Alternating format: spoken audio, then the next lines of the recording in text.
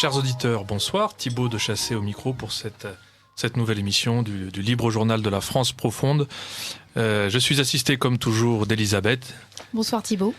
Et je vous présente sans plus tarder les invités de cette séance. Alors tout d'abord, nous avons le docteur Xavier Dor, bien connu, j'imagine, des auditeurs de Radio Courtoisie, mais que nous allons présenter brièvement pour ceux qui découvriraient la station ou qui vous découvriraient tout simplement, docteur. Alors, vous êtes médecin à la retraite. Oui. Voilà, nous pouvons dire que vous avez atteint un âge tout à fait respectable. 88. 88 ans, voilà. Vous êtes le président et fondateur d'une association. Mais maintenant honoraire, voilà. Honoraire. Depuis quelque temps, depuis le président d'honneur. Président d'honneur, voilà. De l'association SOS Tout Petit, donc qui se consacre à la question de l'avortement. Avec une particularité, c'est que votre association ne fait pas mystère de son catholicisme, voilà. Et donc elle n'hésite pas. C'est même la raison première, oui. Bon, voilà. Donc cette question de l'avortement est aussi mise en perspective, donc sous l'angle spirituel et religieux. Nous avons aussi dans le studio Monsieur Jacques Bay. Bonsoir. Bonsoir, monsieur. Alors vous êtes père de famille nombreuse, 7 enfants, et puis vous êtes aussi militant de l'association SOS Tout Petit depuis longtemps. Depuis longtemps. Oui. Vous êtes secrétaire général adjoint, si je ne m'abuse. Très actif. Très bien, bravo. Et puis nous avons aussi dans le studio Alain Pascal. Alain Pascal, bonsoir. Ami de la résistance, bonsoir. Voilà, vous êtes un intervenant régulier de cette émission. Vous êtes chercheur, écrivain, auteur de 5 livres parus aux éditions Décime. Je vais les rappeler brièvement, même si je n'ai pas mes notes avec moi. Alors, il y a La trahison des initiés. Oui, alors, on pourrait donner le sous-titre « La franc-maçonnerie du combat politique à la guerre de religion ». Donc, je pense que ça peut concerner presque le sujet d'aujourd'hui. La question de la franc-maçonnerie. Et ensuite, la guerre des gnoses en 4 tomes. Le cycle de la guerre des gnoses. Le premier tome qui s'appelait La pré-cabale.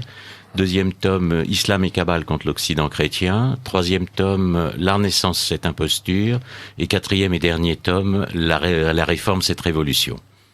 Voilà. En attendant le prochain, je pense qu'on peut déjà livrer une information ça sera exceptionnelle l'histoire secrète. aux auditeurs. Moi, je m'intéresse à l'histoire secrète. Donc, voilà, c'est l'histoire secrète de la philosophie. Et le premier tome s'appellera Les sources occultes de la philosophie moderne. Et il sera suivi de 3 tomes aussi, si Dieu veut. Bon, j'espère intéressant. qu'il le voudra. En tout cas, Les forces obscures. Nous en informerons les auditeurs. Voilà. Alors, vous l'avez compris, chers auditeurs, le thème de ce soir est un thème assez grave, qui peut être un petit peu lourd. C'est un sujet sensible, évidemment, que celui de l'avortement provoqué, qui suscite des débats, enfin de moins en moins malheureusement, mais qui a suscité des débats passionnés, qui provoquent chez certains l'hystérie, on peut le dire, ou la rage, et vous en savez quelque chose. Docteur Dor, vous avez été confronté à des cas d'agressivité totalement irrationnels dans le cadre de vos activités militantes. Je veux dire, une fois, une possession, je crois que près de Port-Royal où nous allons, une femme possédée, je crois pouvoir dire tellement parfois c'est difficile extraterrestre. Difficile de distinguer parfois l'hystérie de la possession, mais pourquoi pas. Oui, pourquoi pas. On a tous eu cette impression. C'est assez curieux, oui. Alors c'est un sujet, c'est un sujet délicat, un sujet sensible. Je voudrais que nous le traitions avec humanité, mais aussi en vérité. Voilà, la quête de la vérité, c'est quelque chose qui fait cruellement défaut à notre époque. Et pourtant, nous sommes tous faits pour la vérité. Voilà. Donc je vous invite, chers auditeurs, à écouter l'émission jusqu'à son terme, même si c'est un sujet pour vous pénible, parce que peut-être que vous avez été confronté donc à cette question de l'avortement provoqué. Peut-être que vous avez vous-même fait ce choix ou encouragé ce choix chez quelqu'un. Peut-être que vous l'avez soutenu, et donc nous comprenons que c'était assez délicat de se remettre en cause sur cette question assez lourde. Mais nous avons aussi pour vous un message de vérité et un message d'espérance. Voilà, vous le découvrirez durant l'émission. Alors, Alain Pascal, vous vouliez dire un mot? Oui, juste un mot, parce que je voudrais qu'on parle un tout petit peu de l'aventure du docteur Dor, parce que je l'ai rencontré il y a très longtemps, et c'est un militant qui est allé sur le terrain, docteur. Vous étiez déjà pas très jeune, mais vous alliez prier devant ce que l'on va appeler ce soir des avortoirs. Oui. Et ça a été considéré presque comme un acte de terrorisme. On vous a envoyé les forces de l'ordre. Qu'est-ce qui vous est arrivé exactement, brièvement, mais... Voilà, mais enfin, je pense que c'est un combat eschatologique. Alors, le mot est peut-être un peu bizarre. Il est grec, eschaton, les fins dernières, n'est-ce pas? C'est Dieu contre le diable. Je ne vois pas autre chose. Enfin, nous, on en parlera. On a de nombreuses raisons pour le penser. Et donc, on peut prier chez soi, naturellement, n'est-ce pas? Dieu le demande, même fermer la porte pour que ce soit très discret. Prier dans les églises, naturellement, puisqu'elles sont faites pour ça. Mais il y a aussi une prière publique. Et là, mon Dieu, le Christ lui-même nous a donné l'exemple, puisqu'il a sillonné les routes de Palestine. Il est mort sur une place publique. Et donc, alors qu'on voudrait nous mettre dans le privé, je dirais, ça, ce sont les lois maçonniques qui ont la loi de séparation de l'Église et de l'État. L'Église n'a rien à faire dans la rue, alors qu'eux sont constamment à nous donner leurs lois et tout ça, à nous obliger à les prendre. Donc cette séparation de l'Église et de l'État qui est soi-disant la laïcité, c'est le grand problème, c'est la grande religion des francs-maçons, n'est-ce pas? Le laïcisme, c'est-à-dire que Dieu est hors de la cité, et alors, soi-disant, c'est la neutralité. La laïcité, c'est soi-disant la neutralité. Mais quand on tue plus de 600 enfants par jour en France, est-ce que c'est encore la neutralité? C'est évidemment le crime et la folie, naturellement. Donc, il y a de laïcité bonne. Je vous cite la saine définition elle est pas de moi, c'est un ancien recteur de Montmartre, il disait ceci, j'ai trouvé ça remarquable. Alors, il commençait de cette façon: la politique est à César. C'est tout à fait juste, la médecine aux médecins, la forge aux forgerons, on n'a rien à dire, très bien. La politique et c'est d'ailleurs dans l'Évangile, la politique est à César, n'est-ce pas? Mais tout est à Dieu, même César, même la politique. Et là, tout est dit. Alors que Clémenceau va nous dire que la politique est à César et tout est à César. Donc, c'est l'État qui va décider de la vie, de la mort, du bien, du mal, enfin, une folie. L'État se fait Dieu. L'homme se fait Dieu. Et c'est ça le péché originel. Alors, nous parlions des prières dans la rue, qui sont un petit peu la spécialité de votre association. Oui, c'est vrai. Dieu d'abord, voilà. Voilà, bon, alors je vais annoncer la prochaine, et puis je vais en profiter aussi. J'en profite. Oui, nous allons là, depuis, je crois que ça, je ne vais pas vous dire de bêtises, je crois que c'est la 24e fois. Nous y allons tous les mois, sauf en période de vacances, pardon. Donc, Port-Royal, qui a un très beau nom, une ancienne abbaye, qui a été aussi prison à un moment, que la Révolution a appelé Port-Libre, tout près d'Enfer Rochereau, enfin c'est ça, bordé par l'Enfer Rochereau.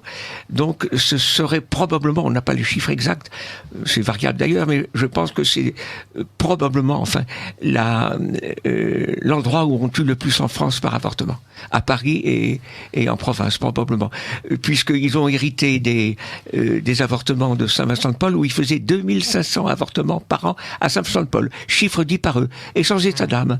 Ils l'ont dit, nous avons été plusieurs fois à Saint-Vincent-de-Paul avant sa fermeture, en 2011. Donc, ça a dû, hélas, se rapporter. Oui, ils sont séparés par la nuit d'Enfer Rochereau. Bodlock en faisait déjà. Donc, on peut penser, je ne saurais pas vous dire les chiffres exacts, mais on peut craindre le pire. Bon. Alors, nous allons annoncer la prochaine réunion, puis je vais en profiter pour glisser 2-3 autres annonces. J'ai peur de ne pas avoir le temps en fin d'émission. Alors, munissez-vous, chers auditeurs, de ce qu'il faut pour écrire et prendre des notes. Alors, SOS Tout Petit organise sa prochaine manifestation, sa prière publique de réparation, c'est comme ça que vous l'appelez, donc à Paris. Oui, conversion et intercession. Ce sera le samedi 1er avril à 14h30, à l'angle nord-ouest du boulevard Montparnasse et de l'avenue de l'Observatoire, RER Port-Royal, ligne B. C'est tout à fait ça. Voilà, je le rappellerai à la fin de l'émission si nous avons le temps. Samedi 1er avril et puis la suivante, samedi 13 mai. Samedi 13 mai. Vrai. Je voudrais simplement ajouter qu'il y a aussi des chapelets en banlieue qui ont lieu régulièrement, dont je m'occupe particulièrement, mais je suis aussi à Paris. Donc je vais aussi bien à Paris qu'en banlieue. Et nous aurons le 29 avril un chapelet à Poissy à 11h moins le quart à la sortie de la gare. Voilà. Bon, très bien. Et oui, il organise très bien à l'ouest tous ces chapelets. à Poissy. C'est très remarquable. Oui, tantôt à Saint-Germain, tantôt à Poissy, tantôt à Maison-Lafitte. Voilà. Ça change d'endroit. Très bien. Alors, les autres petites annonces de l'émission. Samedi 18 mars, donc ce samedi, à Paris 15e, Laurent Dandrieux signera son livre « L'Église et l'immigration, le grand malaise ». Voilà, c'est un livre dont vous avez probablement entendu parler déjà sur cette antenne, un livre très intéressant sur une question d'actualité. Laurent Dandrieux, dédicacera cet ouvrage à Paris de 16h à 18h, samedi 18 mars.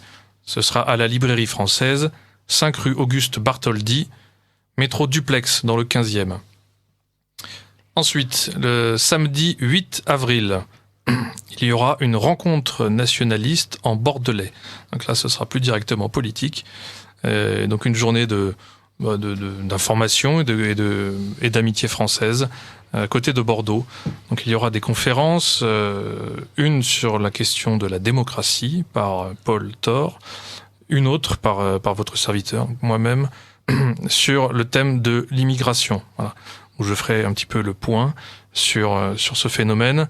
Je soulignerai les enjeux, les causes, les conséquences, et puis j'esquisserai aussi les solutions politiques à mettre en œuvre. Voilà, le tout sera suivi d'un grand banquet gaulois. Il y aura aussi des comptoirs de livres, des comptoirs musicaux, des comptoirs de produits artisanaux. Le tout pour un tarif modéré. Alors vous pouvez prendre les informations au 06 51 38 74 85. Je répète, 06 51 38 74 85. Ou alors par courrier électronique à l'adresse bordeaux.rf@gmail.com. Voilà. Ensuite, nous passons au mois de juin directement. Le samedi 24 juin à Paris, de 14h à 18h, aura lieu un grand colloque sur la franc-maçonnerie, dont c'est l'anniversaire, comme vous le savez sûrement, chers invités. 300e. Voilà. La fondation officielle de la franc-maçonnerie moderne a eu lieu le 24 juin 1717 avec la formation de la Grande Loge d'Angleterre. C'était le jour de la Saint-Jean, le solstice de printemps, une date qui leur est chère. Eh bien, 300 ans, jour pour jour, après cet événement, qui fut lourd de conséquences pour l'histoire de l'humanité, eh bien, se tiendra donc une grande réunion à Paris même, le samedi 24 juin 2017. Vous pourrez y entendre les meilleurs spécialistes français de la question, des chercheurs, des auteurs, tels Alain Pascal, ici présent. Merci de m'avoir invité. Ainsi que d'anciens hauts gradés repentis. Voilà, donc ce sera très intéressant. Une après-midi qui s'annonce passionnante, avec sur place une librairie spécialisée et la possibilité de se faire dédicacer des ouvrages. Voilà, l'événement intitulé « Le vrai visage de la franc-maçonnerie » est organisé par la revue L'Héritage avec le soutien du Centre d'études sur la franc-maçonnerie. L'adresse exacte sera communiquée dans les prochaines semaines et les informations seront données notamment sur le site l'héritage.fr. L'héritage.fr en un seul mot, sans apostrophe. Voilà, écoutez, je pense que nous avons fait le tour des petites annonces et nous pouvons maintenant nous plonger dans notre sujet. Est-ce que vous pourriez, docteur Xavier Dor, retracer en quelques phrases, en quelques mots, l'histoire de cette association, SOS Tout Petit, qui a fêté ses 30 ans, si je ne m'abuse, il n'y a pas très longtemps. Oui, on a fêté nos 30 ans le 5 mars dernier. Voilà, 30 ans. Alors, j'étais médecin à ce moment-là, j'étais en fait en laboratoire, j'ai été pédiatre au début, et ensuite j'ai pu rentrer à la Pitié-Salpêtrière, j'étais en cardiologie, mais par le petit bout, je dirais, puis je m'occupais d'embryologie cardiaque, et donc j'intervenais dans l'œuf. Donc des interventions très petites, évidemment. J'étais chez Cabrol, et lui faisait des grosses opérations, on faisait des toutes petites sur des œufs. C'est une histoire très intéressante, mais il se trouve que j'étais au 5e étage à l'hôpital à la Pitié, pas exactement à la Salpêtrière, enfin c'est contigu, 33 hectares, c'est le plus grand centre européen hospitalier, et devant moi, hélas, il y avait le centre où on pouvait faire des avortements, et j'y pensais. Et je voyais la fumée sortir de la cheminée. Je me dis, mon Dieu, est-ce qu'il s'agit peut-être de... Enfin, je ne sais rien de l'origine de cette fumée. Enfin, quoi qu'il en soit, je rends honneur à Christian Cabrol, qui j'avais des positions qui étaient connues et à la faculté, c'était pas toujours facile, et il m'a toujours soutenu, et je le remercie publiquement. Je suis heureux de le remercier publiquement. Bon, très bien. Il m'a toujours soutenu, que Dieu le garde, voilà. Voilà qui est fait. Et il est toujours actif, il a dépassé 94 ans, je crois. Enfin bon, voilà. Je pense à lui, voilà. Et ceux qui ont permis que je puisse rester là. Oui, alors, je pensais que il fallait faire quelque chose et que j'ai beaucoup pensé au pèlerinage donc de Paris-Chartres, auquel tous ici nous avons été, je crois. Oui, oui. Nous aimons beaucoup ces pèlerinages et je pensais que puisqu'on priait dans la rue en partant de Notre-Dame, eh bien on pouvait peut-être le faire devant des centres. On a prié aussi devant Notre-Dame, naturellement. Et voilà. Et puisque la première des choses, donc, c'est d'abord une référence à Dieu.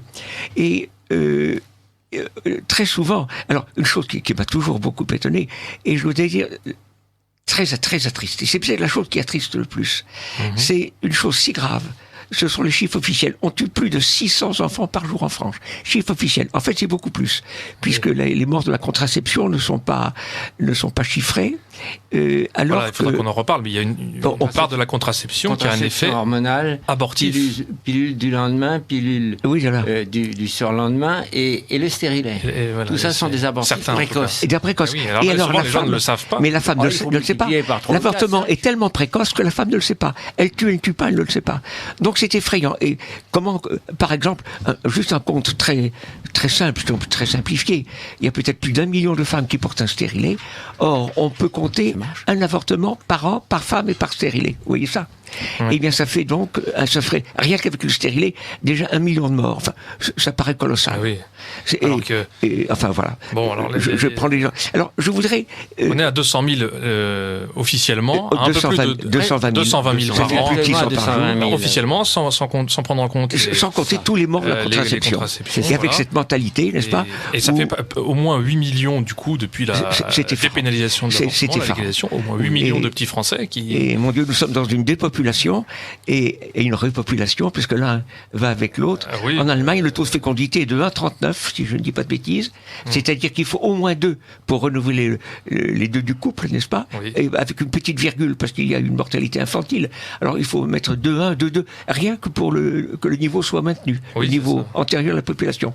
Or, j'ai pu vous dire, en Italie, d'après les chiffres qui m'ont été donnés, 1,3 en Italie, par femme et par couple, 1,2 en Espagne, on est en train de disparaître. Et en France, ça doit pas être loin. C'est un peu plus fort. Oui, mais c'est plus fort. Mais un 8 ou un 9. Oui, mais vous savez que c'est très impressionnant. C'est certainement dû à l'immigration que nous avons. Alors, quand on ramène à la population française réelle, le chiffre doit être bien moindre. C'est effarant. Pour une part, oui, bien sûr. C'est effarant.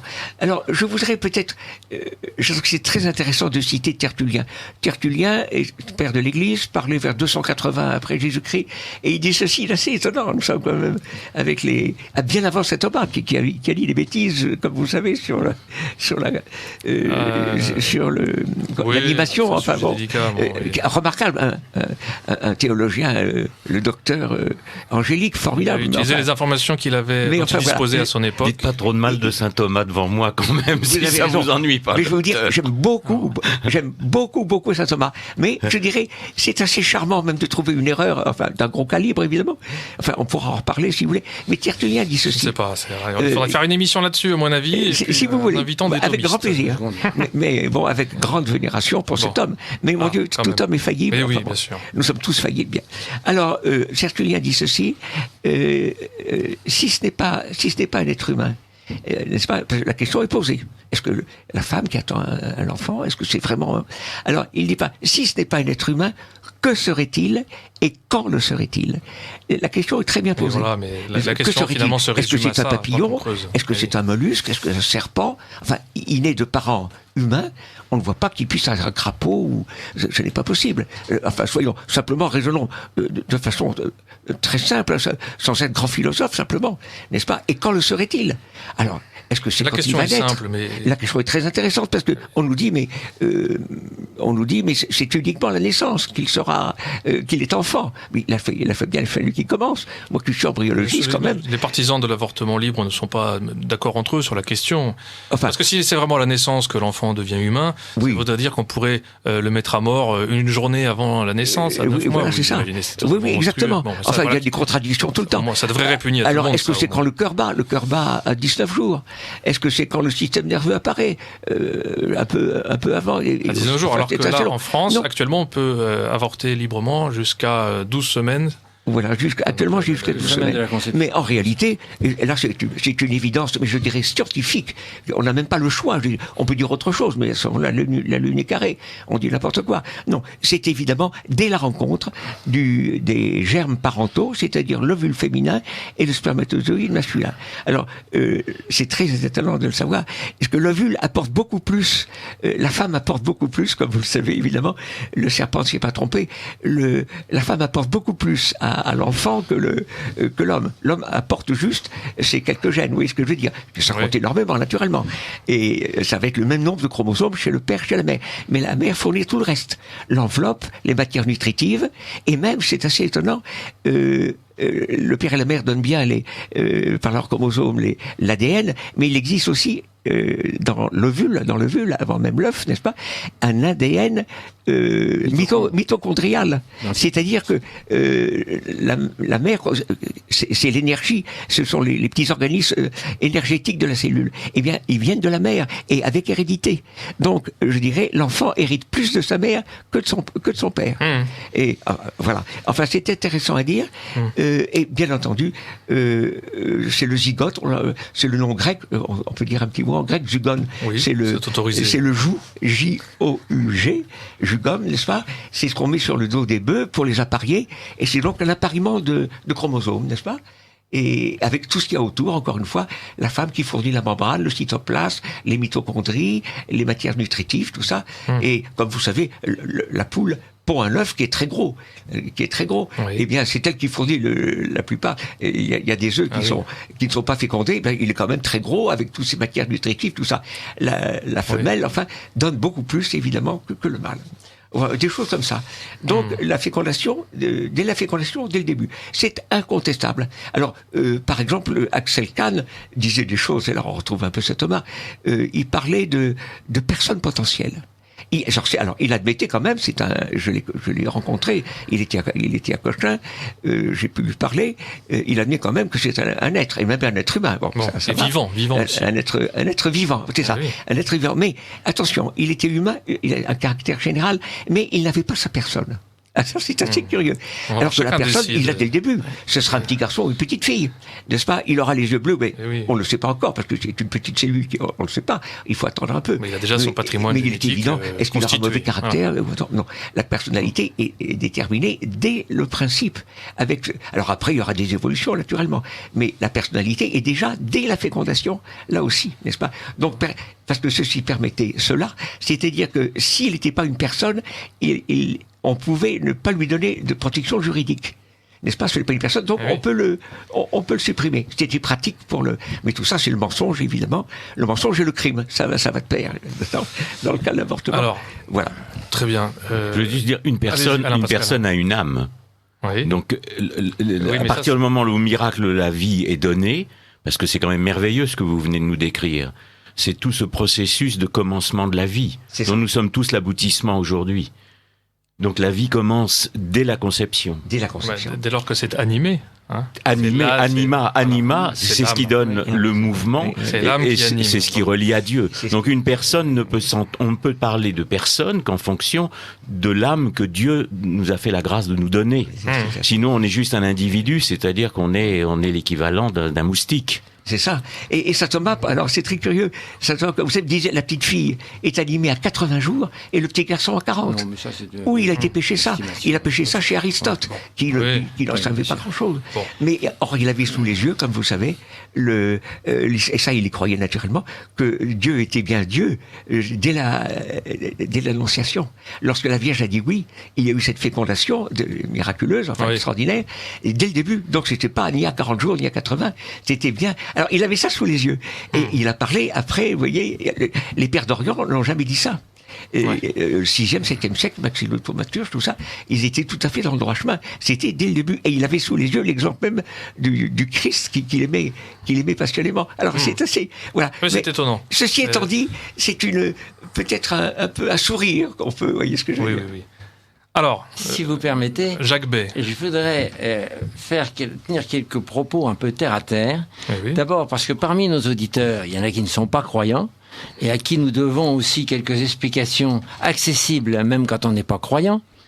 Et d'autre part, il y a des aspects juridiques qui sont parfois oubliés et on tient des propos parfaitement faux avec la plus parfaite conscience, dans certains cas, et aussi avec la plus parfaite mauvaise foi. Je voudrais bien dire une chose, d'abord. Du point de vue biologique, c'est exactement ce que disait le docteur. Du point de vue biologique, le fœtus, l'embryon, puis le fœtus, c'est un être vivant. C'est incontestable. Il est doué de vie. Personne ne peut le contester. C'est un être humain, parce qu'il ne deviendra pas une grenouille, un cheval ou un canard si on le laisse vivre. Par conséquent, c'est un être humain. Et si on le tue, on tue un être humain. Cette analyse-là, qui est simplement de bon sens, qui se rapporte à la biologie élémentaire, cette analyse-là, c'est un peu oublié, parce qu'on raconte n'importe quoi. Elle est reprise par le droit français. Elle est reprise d'une façon très précise. Le droit français distingue l'être humain, qui commence à la conception, et la personne, dont vous avez évoqué tout à l'heure, qui commence à la naissance. Et vous savez bien que toutes sortes d'arguments sont émis, du genre, c'est pas grand-chose, c'est un amas de cellules, ou encore, mon corps m'appartient. Alors, disons simplement, oui, mon appartement m'appartient. Mais est-ce que ça m'autorise à tuer les gens qui sont dedans ?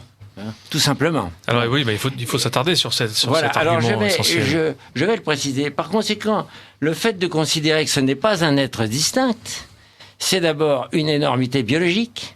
Et je vais préciser tout de suite que le droit français est parfaitement explicite sur ce point, ce qui est souvent ignoré.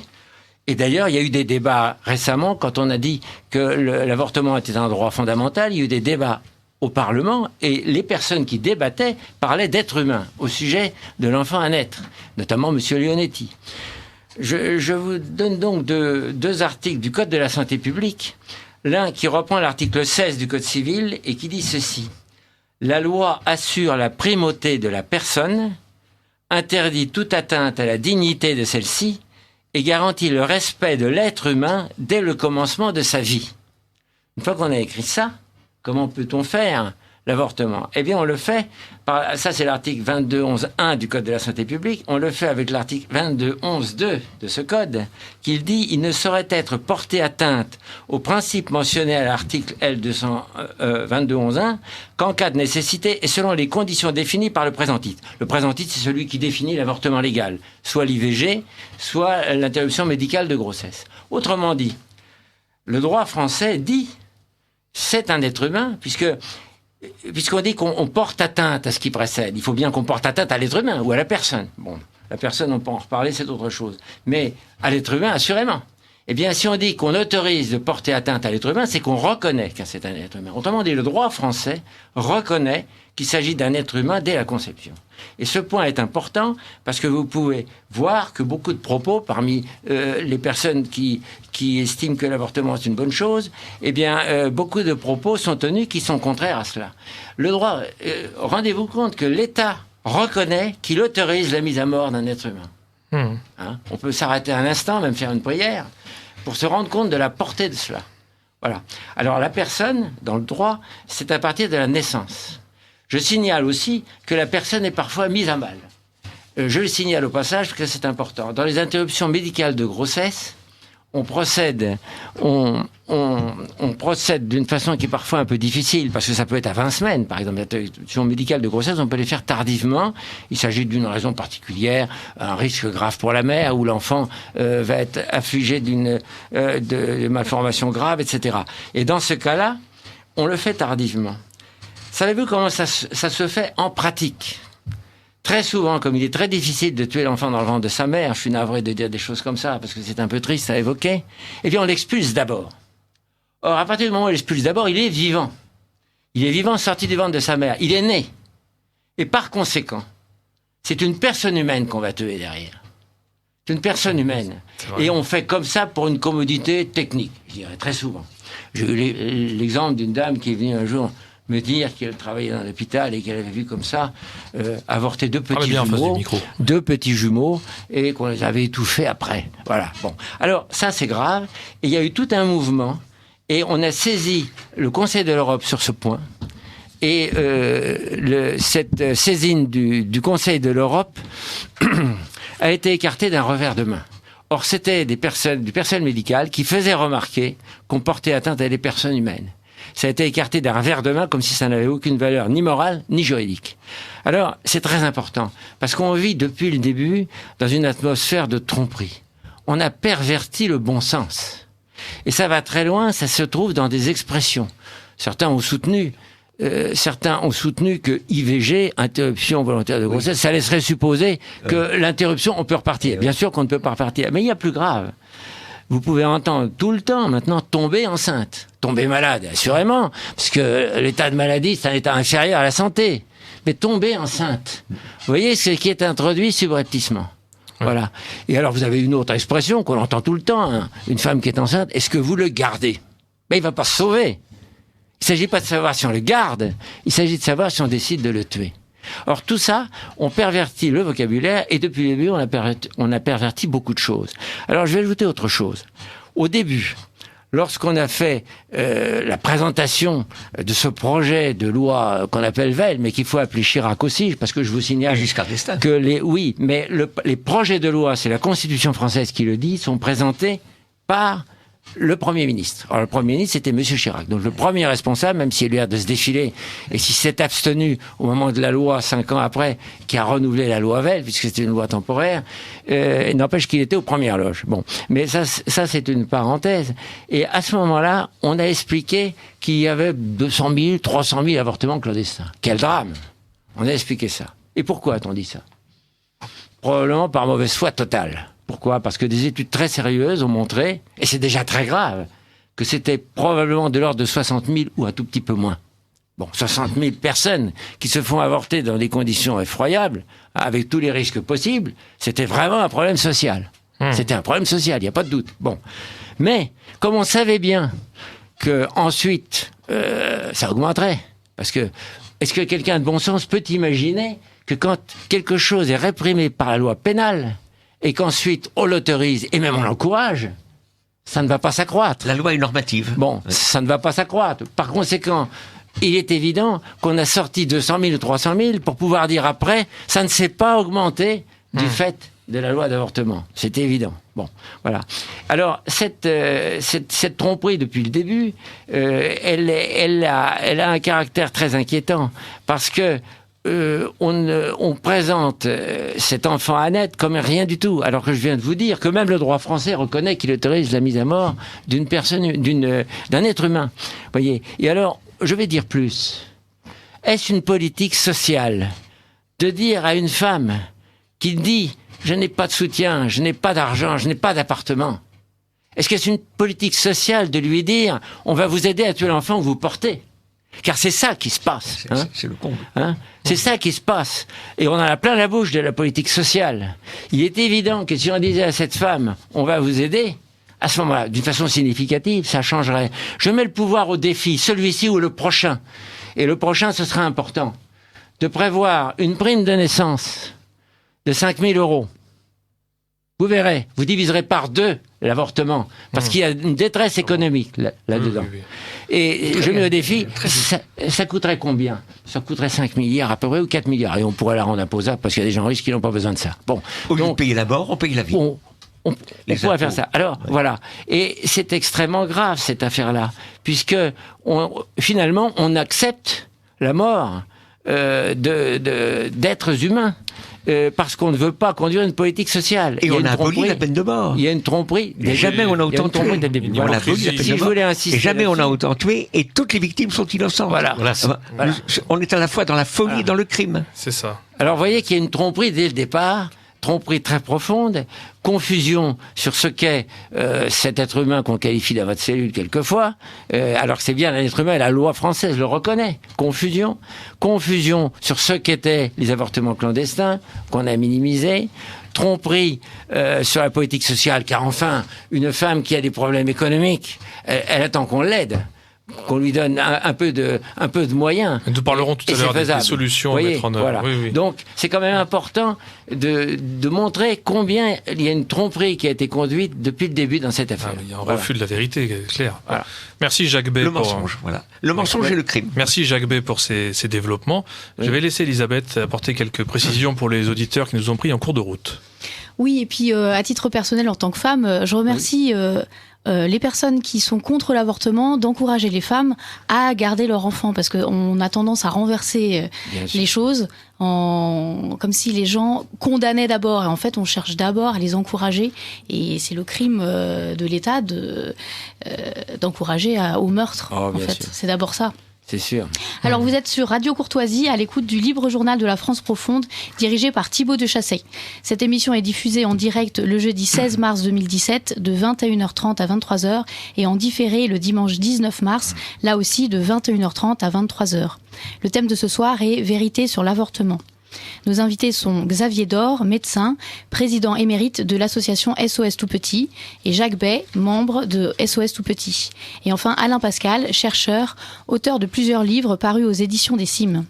Cette émission est consacrée donc sur l'avortement. Vous pouvez nous faire part de vos remarques ou questions par téléphone au 01 46 51 00 85, par télécopie au 01 46 51 21 82 ou par courrier électronique à l'adresse courtoisie@radiocourtoisie.fr. Merci Elisabeth. Oui, Pascal. Parce que je suis ravi qu'Elisabeth ait pu s'exprimer, parce que nous sommes des hommes et le problème concerne aussi en priorité les femmes. Et moi, je voudrais simplement me placer dans le sens de dire, c'est la plus belle chose qui puisse arriver à une femme que d'avoir un enfant.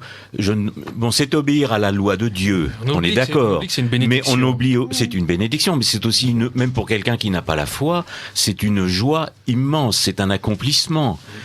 Je voudrais juste raconter une anecdote du passé avec Serge de Beketch que vous avez connu. Et de Beketch un jour était dans une signature et il y a une dame qui est venue et qui a dit, vous voyez mon beau bébé. Il a dit oui, le beau bébé, comme les hommes s'intéressent beaucoup au bébé, vous connaissez ça. Ouais. Et puis une demi-heure après, cette dame revient et lui représente son bébé, le beau bébé. Beketch lui dit oui, mais pourquoi vous me présentez votre bébé? Elle a dit, monsieur, c'est grâce à vous, vous m'avez fait changer d'avis.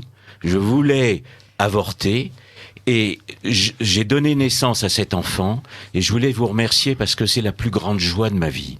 Voilà, je veux dire, c'est toujours utile. On a l'impression que ces émissions parfois sont tardives ou elles ne sont pas utiles, mais si une seule des femmes qui nous entend, même sans avoir la foi, peut penser à la joie, au bonheur qu'elle aura et qu'elle apportera à son mari, parce que l'homme aussi est heureux d'avoir cet enfant. C'est pas lui qui l'a porté, mais il est heureux. Il faut pas oublier cette fonction naturelle qui est de donner la vie et non pas de la supprimer. En plus, c'est obéir, la supprimer, le crime, comme vous appelez le crime contre Dieu, parce que Dieu a dit tu ne tueras point. Donc si nous nous tuons les uns les autres, si on commence par tuer les enfants, c'est vraiment que nous sommes dans un monde monstrueux. Et vous avez juste un dernier mot, mais employez le mot innocent, n'est-ce pas? Ça, c'est tout le problème de la révolution, de la Renaissance que j'ai dénoncé dans un livre, c'est le retour des cultes cosmiques dans lesquels on sacrifiait des humains et on sacrifiait des innocents. Alors justement, on revient à cette forme sacrificielle. Je me souviens que Serge de Beketch évoquait très souvent. Il y avait eu plusieurs émissions. Vous disiez, Jacques Bay, que l'État avait conscience que c'était des meurtres qui se produisaient. Des êtres humains. Eh bien, on peut quand même se dire aussi que on va parler un petit peu de la franc-maçonnerie du coup, puisque vous lancez le sujet. Et il y a derrière cette question de l'avortement légalisé, il y a des enjeux idéologiques, il y a aussi des démarches occultes ou sectaires, et il y a probablement des personnes initiées de haut niveau qui savent très bien ce qui se passe quand il y a un avortement, avec les conséquences que ça a, démographiques, morales, sociales, etc., y compris pour les femmes qui s'y laissent aller, mais ça a aussi des conséquences spirituelles et comme le disait donc Serge de Beckett, ça peut aussi s'apparenter à un sacrifice humain, voilà, qui est effectué à la faveur sacrifice d'une rituel, divinité, comme jadis ça se passait pour Moloch par exemple, Oui, qui ont sacrifié les enfants. Et les Aztèques. Et les pratiques de sorcellerie, les pratiques de magie et les sacrifices d'enfants qui avaient repris dans les premières loges maçonniques au XVIIIe siècle, il y avait des sacrifices d'enfants, il y avait des messes noires avec des sacrifices d'enfants. Maintenant, on les sacrifie dans le ventre de la mère, c'est-à-dire qu'on va encore plus loin dans l'horreur. Et la révolution elle-même, tant pis si on raconte des horreurs, mais ce sont des vérités. Dans Vendée, on assassinait l'enfant devant la mère. C'est-à-dire que les révolutionnaires arrivaient et avaient cloué des enfants et ils tuaient l'enfant devant la mère en les clouant sur les portes. Je suis désolé de rappeler ces épisodes dramatiques de l'histoire, mais il faut que nous fassions, que tout le monde doit faire attention au monde dans lequel nous vivons, parce que ce monde sans Dieu est un monde qui sacrifie les humains, qui les tue. C'est un monde de l'inversion, c'est un monde où la vie n'est plus protégée. Voilà, au-delà de l'athéisme de certains, il y a probablement aussi des enjeux franchement religieux. Voilà. Et une haine de l'innocence, et une volonté de tuer les enfants, si possible avant le baptême. Je voudrais dire quelque chose brièvement, si vous voulez bien. Jacques Bay. Il s'agit aussi d'avoir un petit peu d'indulgence et de commisération pour ces femmes qui se sont faites avorter. Nous avons parmi nos militantes des femmes qui sont venues chez nous après, en se rendant compte de l'acte qu'elles avaient commis, mais sur le moment, elles s'en étaient pas rendues compte. Et elles ont souvent, certaines m'ont exprimé l'idée qu'elles auraient bien voulu entendre une forte parole au moment crucial. Quelqu'un qui leur dise, alors nous allons la dire maintenant, nous supplions les femmes enceintes qui envisagent de se faire avorter de ne pas le faire en pesant la gravité de cet acte et en sachant, comme vous le disiez, monsieur, tout à l'heure, que après la naissance, même s'il y a quelquefois des difficultés matérielles, elles auront une joie immense et que bien des choses s'aplaniront. Et il faut le dire. Et si il y a des contraintes matérielles dont l'État se moque, visiblement, ce qui est grave. Il y a des associations qui sont prêtes à aider, dont la nôtre et quelques autres. Nous appartenons à plusieurs associations, un peu tous. Et nous le disons avec force, parce que vous avez évidemment SOS Tout Petit qui intervient, mais il y en a bien d'autres. Il y a l'ASSO et la OCPA, Choisir la Vie. Nous donnerons des numéros de téléphone. Il y a l'UNEC, etc. Nous donnerons des numéros de téléphone tout à l'heure. Toutes ces associations jouent un rôle important. Et puis aussi, justement, pour bien comprendre que les femmes sont trompées, je voudrais dire quelque chose qui me paraît extrêmement grave. Il y a une grosse ficelle quand on veut porter atteinte à la vie humaine, c'est de la stigmatiser par un étiquetage en disant c'est pas tout à fait un homme ou c'est un sous-homme. C'est toujours la même ficelle. Vous savez bien que l'Église a remonté toute une pente à partir de la conversion de Clovis, etc., pour civiliser les gens. Et à la fin du Moyen-Âge, le servage avait presque complètement disparu et l'esclavage antique avait complètement disparu en Europe occidentale. Or, malheureusement, vous savez bien que les Portugais, allant explorer la côte d'Afrique, ont rencontré des animistes et puis des musulmans aussi qui pratiquaient l'esclavage. Et à ce moment-là, ils l'ont remis en route en quelque sorte. Et hélas, je ne veux pas y insister, mais bien que des papes aient dit que c'était mal, le pape de l'époque, c'était Alexis Borgia, qui était sans doute pas le meilleur. Et donc, l'esclavage s'est redéveloppé en Europe occidentale. En France même, en principe, un esclave qui touchait le territoire métropolitain se trouvait automatiquement libéré. Il y avait donc des règles. Et puis, malheureusement, l'esclavage s'est développé à travers l'Atlantique. Vous savez bien, ça a duré plus de 3 siècles. Eh bien, quand on regarde, que faisait-on? On a dit, les Noirs, sont pas tout à fait des hommes, sont des hommes, enfin, ils sont inférieurs. On a raconté des salades. Et c'est avec ça que les gens ont marché. et en pays chrétien encore. Et il faut rappeler que Louis XIV, en 1685, a fait le Code noir, censément, pour atténuer le sort. Il y avait aussi des forces non chrétiennes. Les esclaves. Il y a eu des forces non chrétiennes qui ont agi, mais malheureusement, comme souvent d'ailleurs, ce sont les forces non chrétiennes qui ont abouti. Ce pauvre Louis XVI, en 1774, s'est arrivé au pouvoir, il a essayé, il a dit à son entourage, je voudrais bien supprimer l'esclavage. On lui a dit, vous allez mettre le bazar dans les îles. Il a renoncé. Ça s'est fait plus tard, vous le savez bien, en 1794, avec l'abbé Grégoire, etc., Condorcet.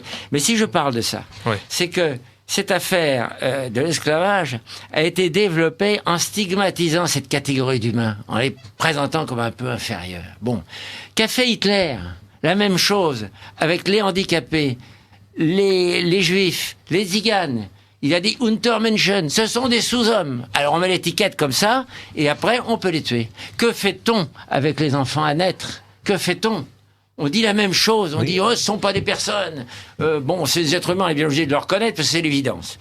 Mais enfin, ce ne sont pas des personnes, on ne leur donne pas tous les droits, et on refait la même chose. Et cette grosse ficelle qui a servi chaque fois qu'on a voulu mettre à mal une catégorie d'humains, elle resserre à chaque fois. Or, moi je mets dans le même panier les gens qui ont promu l'avortement et les gens qui ont fait la traite des Noirs, et Hitler avec les Juifs, et les tziganes et les handicapés mentaux notamment. Voilà. Alors, il faut le dire, ça. Le message chrétien, puisque nous sommes ici comme chrétiens, c'est d'abord le message d'amour. Et le message d'amour, ça commence par le fait de ne pas promouvoir la force. Et par conséquent, tout ça, c'est à condamner absolument, et nous tenons à le dire. Voilà. Oui, bien, voilà, n'oubliez pas les trisomiques. Enfin, ce que fait très bien la Fondation Le Jeune. Oui. On tue plus de 95%, c'est colossal, des petits trisomiques, des petits mongoliens, anciennement appelés mongoliens, pauvres petits. Oui. Et je connais dans les familles, vous connaissez certainement, il y a des familles admirables et ce sont même parfois les préférés. Ceux qui sont très tendres. Il y a beaucoup de témoignages, comme quoi ils apportent beaucoup d'affection et de bonheur dans les familles. De bonheur. Et tout à l'heure, vous évoquiez une chose que nous avons vécue aussi. Tous les vendredis, on a pris cette habitude, on distribue des tracts devant les collèges, lycées, facultés. Et alors, nous étions rue Vanneau, je me souviens, et on distribuait, c'était plutôt destiné au lycée hôtelier qui était là, et on distribuait, et puis arrive une dame, qui n'est pas toute jeune, et qui nous dit, ah voilà, je viens vous remercier. Ah, mais de quoi ? Voilà, il faut que je vous dise, j'avais mon billet d'IVG dans la poche, je partais, j'y allais, et puis j'avais un groupe qui résistait. Eh bien, je peux vous dire, je n'y vais pas, j'ai déchiré mon billet, elle a maintenant 13 ans, elle s'appelle Joëlle, et c'est la joie de ma vie. Donc, j'avais aucun souvenir, personne n'avait aucun souvenir de cette dame. Est-ce que même on l'avait vue, est-ce que même elle avait parlé? Mais simplement, on pourrait parler presque de dégâts collatéraux. On venait plutôt pour le lycée. Mais là, dans la rue, c'est quand même très intéressant. Et je dirais, il n'y a rien de plus intéressant que la rue finalement, parce que c'est là qu'on rencontre l'inespéré. Et voilà, et on peut espérer dans ces cas-là. Comme quoi, il faut semer. Il faut semer. On ne se rend pas toujours compte des résultats. Exactement. Parfois, ils mettent du temps. Et puis alors, autre chose, un coup de téléphone. SOS tout petit, oui. Monsieur, c'est un homme qui me parle. Monsieur, je vous téléphone de la ville de Metz. Ma compagne a 32 ans. Elle est enceinte. Elle a dépassé les délais. Elle veut partir en Belgique. Vous devinez pourquoi? Pour faire un avortement. Est-ce que je peux m'opposer légalement à la mort de mon enfant? Ah, je dis, monsieur, la question est tellement grave, je ne suis pas juriste. Tout de suite, je téléphone à notre avocat, Maître Maviel. Je téléphone à Maître Maviel, qui me dit aussitôt, même légitime, un père ne peut pas s'opposer à la mort de son enfant. Alors là, nous sommes dans Genèse 3.5. C'est-à-dire que c'est la mère qui a tous les droits. Le père n'a plus aucun droit. Et c'est ce que le serpent a dit à Ève, n'est-ce pas? Donc, dans le jardin d'Éden, vous serez comme des dieux. Il s'adresse à Ève. Donc Ève la vivante, par définition. Nous sommes très proches, le péché originel, vous voyez, très proche de la vie, de l'apparition de la vie. Et vous voyez ça. Alors, au fond, le féminisme, qu'est-ce que c'est? C'est la femme qui n'est plus au service de la vie, mais qui est maître de la vie. Elle peut faire ce qu'elle veut. Et ça, c'est satanique. N'est-ce pas? Le serpent lui souffle, tu vas être... Et j'ai eu sous les yeux, ça c'est quand même merveilleux, j'ai déjà dit ici à l'antenne, mais je peux le redire, c'est quand même très intéressant. J'ai eu sous les yeux, j'étais pas seul, il y avait beaucoup de monde, c'était en Italie, c'était tout près du Colisée, il y avait là Emmanuel Jeanne Beretta Molla. Peut-être ce nom vous dit quelque chose. Jeanne Beretta Molla a été sanctifié et canonisé, béatifié et canonisé par Jean-Paul II. Qu'est-ce qui s'était passé? Alors l'affaire est très connue, enfin pour ceux qui ne le sauraient pas. Eh bien, la mère, donc Jeanne Beretta Molla, italienne, je ne sais pas si elle était romaine, enfin peu importe, et elle attendait un enfant, mais elle avait, je crois, un cancer. Elle était enceinte. Alors on lui a dit, madame, vous ne pouvez pas garder votre enfant, sinon vous mettez votre vie en danger. Mais c'est dangereux pour l'enfant, vous devez faire un avortement. Elle a refusé l'avortement, elle a gardé son enfant, l'enfant est né, elle est morte, je ne saurais pas trop vous dire, 8-15 jours après. Et vous voyez ça. Là, c'est de l'héroïsme. C'est l'héroïsme. Alors là, je dirais, vive. D'ailleurs, elle est sainte. Oui. Jeanne, une sainte de notre époque, Jeanne Beretta Molla. Et j'avais sous les yeux, et c'est amusant parce que on m'avait donné la parole au pied du Colisée, sur une tribune. On m'a donné la parole. J'ai pu raconter l'histoire de ce téléphone de Metz. Et la personne qui a pris la parole en dernier, c'était Emmanuel Jeanne Beretta Molla. Et donc, on avait sous les yeux le sacrifice de sa mère, merveilleux. Très bien. Je rappelle aux auditeurs qu'ils sont à l'écoute de Radio Courtoisie, voilà, le libre journal de la France profonde. Vous disiez, Jacques Bay, tout à l'heure, que nous exprimions en tant que chrétiens. Et c'est d'ailleurs intéressant de noter qu'on n'entend plus guère que des chrétiens, quasiment, pour s'opposer à l'avortement. Et que finalement, les derniers défenseurs de l'ordre naturel sont les partisans, ceux qui croient en l'ordre surnaturel. Oui, c'est vrai. Bon, sauf exception, bien sûr. Encore, je ne les entends pas tous, loin de là, et non, nous déplorons justement, beaucoup. Mais enfin, c'est autre chose. Notamment les évêques de France, qui sont très discrets sur ces questions-là. C'est ça, alors qu'ils n'hésitent pas, c'est le grand problème. À discourir sur des questions qui pourraient les concerner moins directement, et puis des questions notamment sociales et politiques, souvent avec peu de pertinence, il faut le dire aussi. C'est la chose qui me choque le plus. Comment se fait-il que les défenseurs naturels qui devraient mais comment ce ne seraient pas les évêques qui ne devraient pas je dirais, en parler, même sans cesse. On tue nos enfants en rang serré, plus de 600 par jour, je dis bien. Parfois même, vous le savez, avec la chimie, je dis même souvent avec la chimie, 55%, c'est une estimation, sont tués par chimie, alors qu'on fait les gros yeux à la Syrie, parce qu'ils utilisent soi-disant les produits chimiques, je sais pas si c'est possible, enfin, bon, tout ça. Mais comment se fait-il, je vous dis, il y a des choses choquantes. On ne parle pas, est-ce que vous avez cette chance d'entendre dans votre église, dans votre paroisse, l'avortement. Je n'ai jamais entendu le mot de contraception à ma paroisse, mais jamais, et dans d'autres paroisses non plus, alors qu'elle tue plus que le reste. Et puis l'avortement, on n'en parle pas. Alors là, je dirais, je ne crois, il parle même de laïcité apaisée. On tue plus de 600 enfants par jour, et ils ont le culot, avec tout le respect que je leur dois, et ils ont le culot de ne rien dire, de parler de la cité apaisée. Ouais. Enfin, qu'est-ce que ça veut dire? Alors, j'avoue que, moi, une fois, je m'étrangle avec ça. J'ai dit, mais mon père, on tue, je le sais, on tue, mais ils ne disent rien. Oui, mais ou alors quand on leur en parle, ils nous disent pas de cette façon. C'est un sujet sensible, c'est un sujet délicat, et c'est vrai que il y a de plus en plus d'avortements, donc les gens sont de plus en plus concernés directement, et puis alors on n'ose pas les froisser. Où sont les bergers? Ce sont les bergers avec le troupeau. Il faut tenir un discours de vérité. Le loup arrive avec n'est-ce pas, il prend les plus petits, il n'y a rien à voir. Alors j'ai vu, je vais pas trop dire sur les évêques, mais quand même cette chose que je crois que j'ai déjà dit ici, parce que je me répète souvent, mais la chose est quand même intéressante. J'ai pu voir un évêque, mon Dieu, que Dieu le garde, il est mort depuis longtemps déjà. Il était Monseigneur de Roubaix, pour ne pas dire son nom, enfin que Dieu le garde. Et il m'a reçu à Bobigny. Beaucoup d'évêques n'ont pas voulu nous recevoir. Notre méthode leur plaît pas. Je sais pas, j'ai pas su toujours pourquoi, enfin bon, parce qu'on serait violents, soi-disant, illégaux, inconséquents, enfin ils disent tout ça. Bon. Mais alors voilà, merci à cet évêque qui était d'ailleurs en très mauvais. Il est mort 1 an après ma visite. Alors il m'a reçu sur le pas de la porte et il m'a dit, monsieur, avant même qu'il me dise bonjour, je crois, il m'a dit, monsieur, vous condamnez les femmes. Je me suis mis à genoux et je lui ai dit, monseigneur, on n'y a même jamais pensé. Il m'a pas cru. Et on était d'affreux jours, les commandos, soi-disant.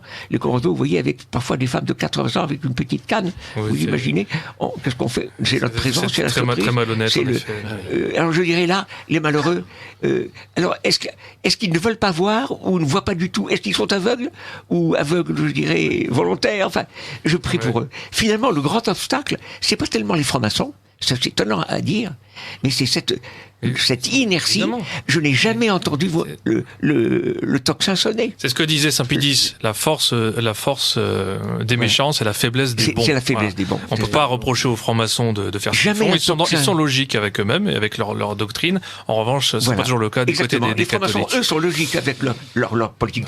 Ils sont cohérents. C'est eux qui décident de tout, évidemment.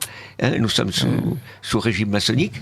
Mais les évêques ne bronchent pas. Dans le même sens, si vous permettez, je voudrais dire des choses qui vont un peu plus dans le sens de l'optimisme, mais dire surtout que les papes ont eu une position parfaitement claire, les papes modernes et voilà, en particulier, épatants, les papes. Une position parfaitement moderne. Et puis il y a quelques évêques quand même qui s'expriment. Et je vais vous citer là quelques paroles, c'est vrai aussi. Parce que c'est important de les entendre et il faut les exprimer à l'attention des catholiques pour que, si possible, ils se mettent en route. Oh, pas nécessairement dans la rue comme nous, mais ils peuvent le faire dans les salons quand on repart, dans leur entreprise, parce que c'est là qu'on les attend. Et c'est là, en général, qu'ils sont le plus silencieux. Eh bien, je vais vous citer quelques paroles, et c'est des paroles qui font réfléchir. D'abord, la bienheureuse Mère Teresa, qui est maintenant canonisée, donc elle est plus que bienheureuse dans les usages de l'Église. Le plus grand destructeur de la paix aujourd'hui est le crime commis contre l'innocent enfant à naître. Si une mère peut tuer son propre enfant dans son propre sein, qu'est-ce qui nous empêche à vous et à moi de nous entretuer les uns les autres, disait-elle. Et elle a dit ça le jour où on lui a remis son prix Nobel, le 10 décembre 1979. Je vais citer quelques autres personnes, et comme vous parliez des évêques, je vais en citer un. Tant mieux, s'il est bon. Monseigneur Luc Ravel, évêque aux armées, qui vient d'être nommé archevêque de Strasbourg. Monseigneur Luc Ravel a écrit « L'idéologie de la bien-pensance fait chaque année 200 000 victimes, on peut même dire 220. Dans le sein de leur mère, l'IVG devenu droit fondamental est une arme de destruction massive. » Vous voyez que c'est un propos de militaire. Voilà. Il l'a dit. Alors maintenant, je vais citer les papes et le concile, parce que c'est important que les catholiques le sachent. Et si avec ça, ils ne se mettent pas en route, c'est bien inquiétant. Alors maintenant, le pape François, voyez, on va commencer par quelque chose de moderne. L'exhortation apostolique évangélique Gaudium. Parmi ces faibles dont l'Église veut prendre soin avec prédilection, il y a aussi les enfants à naître, qui sont les plus sans défense et innocents de tous, auxquels on veut nier aujourd'hui la dignité humaine afin de pouvoir en faire ce que l'on veut, en leur retirant la vie et en promouvant des législations qui font que personne ne peut l'empêcher. La seule raison est suffisante, et là je m'adresse à ceux qui ne sont pas croyants aussi, la seule raison est suffisante pour reconnaître la valeur inviolable de toute vie humaine, ce n'est pas un progrès de prétendre résoudre les problèmes en éliminant une vie humaine. Et là, je fais une allusion à la politique sociale. Est-ce une politique sociale, en effet, de tuer l'enfant à naître quand il faudrait apporter une aide à sa mère? Le pape François encore, la seule pensée que des enfants ne pourront jamais voir la lumière, victimes de l'avortement, nous fait horreur. Voilà, c'est clair. Et puis, dans le même sens, une parole du Concile Vatican II. Certains prétendent que le Concile Vatican II est un concile un peu évanescent, qui n'a pas été très carré, etc. Bon, eh bien, j'ai relu tous les textes conciliaires. Il n'y a pas de parole plus véhémente que celle que je vais vous donner, c'est celle-ci. L'avortement et l'infanticide, dans le même panier, sont des crimes abominables. Voilà ce que dit le Concile. Oui. C'est parfaitement clair. Même Vatican II le dit. Voilà, alors, bon. Bien. Alors, c'est ça. Alors, j'ai eu ça chez des gens orientation tradie, etc. Ils ont dit, ah oui, quand même, le Concile. Et puis, chez les autres, qui pensent que le Concile a ouvert toutes les portes à n'importe quoi, ah bon, le Concile a dit ça. Voilà, c'est très intéressant. Bon. Jean-Paul II. La défense et la promotion de la vie ne sont le monopole de personne, mais bien le devoir et la responsabilité de tous. Ben voilà, c'est ce qui justifie de se mettre en route. Le chrétien, alors ça c'est Benoît XVI, le chrétien est par conséquent continuellement appelé à se mobiliser pour faire face aux multiples attaques auxquelles est exposé le droit à la vie. Voilà, Donc, il faut se mobiliser, ce sont les papes qui nous le disent. Et enfin, on peut terminer avec la parole de notre Seigneur. Je vous le dis, quiconque se sera déclaré pour moi devant les hommes, le Fils de l'homme aussi se déclarera pour lui devant les anges de Dieu. Eh bien, si ces paroles-là de nos papes, du Christ lui-même, de Monseigneur Ravel, mais enfin, de Mère Teresa, si ces paroles-là qui nous exhortent à agir, qui nous exhortent à nous bouger, qui nous exhortent à nous occuper, de résister, si ces paroles-là n'aboutissent pas, qu'est-ce qui pourra aboutir ? Et oui, et ce qui est effarant, c'est de voir à quel point le sujet a été évacué du débat politique. Il faut bien le reconnaître maintenant, malheureusement, il n'y a plus aucun grand parti politique qui soit hostile à la légalisation de l'avortement. Plus aucun. Depuis que le Front National, qui a longtemps été ferme sur la question, n'est-ce pas ?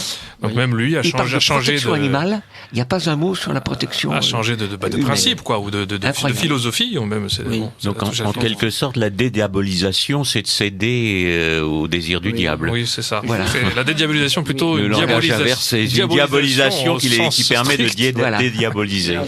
C'est exactement ça. Excusez-moi, je voudrais dire encore un mot là-dessus. Jacques B. C'est un point délicat. C'est un point délicat. Vous êtes bien conscient, monsieur en particulier, que les francs-maçons tiennent le manche depuis plus de 200 ans. Et de façon continue. C'est pas moi qui vais vous dire le contraire. Vous ne direz pas le contraire. Bien. La révolution, tout ça. À partir du moment où ils tiennent le manche depuis 200 ans, c'est très difficile de le reprendre, ce manche. Et je n'insiste pas. Mais au Front National, il y a des chrétiens qui sont absolument contre l'avortement. Ils sont à l'intérieur du Front National. La position du Front National, elle, n'insiste pas sur cet aspect-là, parce que si on veut réunir un jour 50% de gens pour faire bouger un peu la France, il faut peut-être pas se mettre sur les terrains qui sont aujourd'hui très controversés, parce que compte tenu du bourrage de crâne qui sévit depuis 40 ans, les gens, évidemment, n'ont plus les idées claires là-dessus. Et donc, on peut comprendre qu'un parti politique prenne une telle position, parce qu'il y a des gens dans son sein qui, eux, sont plus décidés à modifier la loi. Quant à nous, associations, nous n'avons à mollir sur rien. Et nous nous exprimons nettement, ne serait-ce que par charité, parce que dans l'environnement de bourrage de crâne, il faut absolument tenir un langage clair, par charité pour les personnes qui se font tromper. J'en dis encore un petit mot sur le plan juridique, si vous permettez. Oui, allez-y. Je ne voudrais pas trop insister, mais quand même.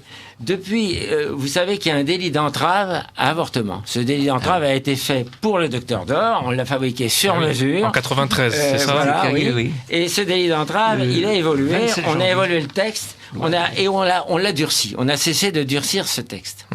Bon, aujourd'hui, il y a justement un vote qui a eu lieu récemment. Mais avant de revenir à ce vote sur le délit d'entrave, je voudrais faire remarquer plusieurs choses. Le texte qui permet l'avortement a été lui aussi modifié, en particulier en 2014. Et la loi du 4 août 2014 a prévu qu'on remplace la mention parce que la femme pouvait se faire avorter dans le cas où son état la place dans une situation de détresse. La loi disait ça. C'est-à-dire une charité un peu à l'égard des femmes qui étaient effectivement en détresse. Eh bien non, c'est plus permis la détresse. C'est la femme qui ne veut pas poursuivre une grossesse. Autrement dit, on a fait deux choses. D'abord, on a dit on ne vérifie plus la détresse. Je peux vous dire que ça n'avait aucune portée juridique parce qu'à l'époque, pour savoir si la femme était en détresse, on lui demandait. Elle disait oui, je suis en détresse, c'était fini. Donc ça ne servait à rien. Mais c'est un symbole. Parce qu'on est en train de dire maintenant, votre détresse, je ne veux pas la connaître. Hein, ça rejoint ce que je disais de la politique sociale tout à l'heure. Je ne veux pas la connaître, votre détresse. Ce qui m'intéresse, c'est que vous ne vouliez pas poursuivre une grossesse. Autrement dit, les femmes un peu bobos qui ont été gagnées par cet esprit qui consiste à dire après tout l'enfant n'a aucune importance, je le tue si ça m'arrange, eh bien ces femmes un peu bobos, elles s'imposent en ignorant la détresse des femmes qui, pour raisons économiques, sont amenées, hélas, à penser à l'avortement. C'est extrêmement dur, et c'est encore à l'actif, si je puis dire, il faut dire au passif, de ceux qui nous gouvernent. Vous savez aussi que le délai d'une semaine de réflexion qui était prévu pour que la femme confirme qu'elle voulait se faire avorter, qu'on pouvait d'ailleurs écourter dans certains cas en cas d'urgence, a été supprimé. À la même époque, enfin, on a ajouté que le droit à l'avortement est un droit fondamental. Ça ne veut rien dire du tout. Ça veut rien dire du tout du point de vue juridique, parce que ça a un sens droit fondamental, mais ça a un sens en droit constitutionnel. Pour dire un droit fondamental en droit constitutionnel. Là, on a simplement dit ça pour insister. On a dit c'est un droit fondamental, voilà, un droit fondamental, donc vous avortez si ça vous plaît, et on ne vous demande pas les raisons, et c'est très bien ainsi, et évidemment, c'est une bonne affaire pour un pouvoir exsangue qui gouverne avec une politique antisociale et qui préfère tuer les enfants plutôt que d'apporter l'aide économique dont les gens ont besoin, car nous sommes dans un pays où il y a 6 millions, près de 6 millions de demandeurs d'emploi, donc 4 millions de chômeurs certains et 8 ou 9 millions de pauvres.